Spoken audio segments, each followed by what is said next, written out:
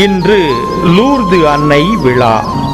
பிப்ரவரி மாதம் 11ஆம் தேதி 1858ஆம் ஆண்டில் பெர்னதத் மற்ற சில சிறு குழந்தைகளோடு ஆற்றின் அருகில் விறகு பொறுக்கிக் கொண்டிருந்தார்.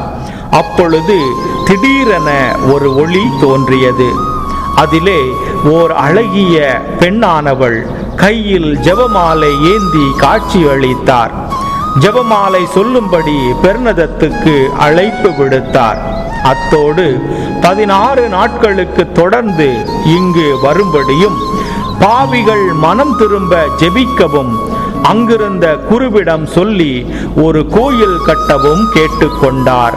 மேலும் புதுமையாக ஊற்றிலிருந்து வந்த தண்ணீரை குடிக்கும்படியும் கட்டளையிட்டார். பெர்னதத் அன்னையிடம் உம் பெயர் என்ன என்று வினவியதற்கு நானே அமல உற்பவம் என்று அன்னை பதிலுரைத்தார்.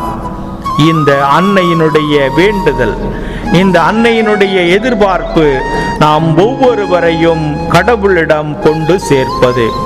கடவுளிடம் செல்ல வேண்டும் என்றால் கடவுளுக்கு உகந்தவர்களாக வாழ வேண்டும். ஜெபமாலை பக்தியை அதிகமாக ஊக்குவிக்க வேண்டும். அன்னையினுடைய பரிந்துரை நம் ஒவ்வொருவருடைய வாழ்க்கையிலும் பாதுகாப்பை கொண்டு வரும் என்பதில் எந்தவித மாற்று கருத்தும் கிடையாது. எனவே அன்னையின் வழியாக ஜெபிப்போம், அவர் வழியாகவே ஜெயம் காணுவோம்.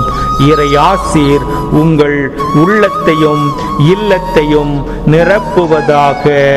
ஆமேன்.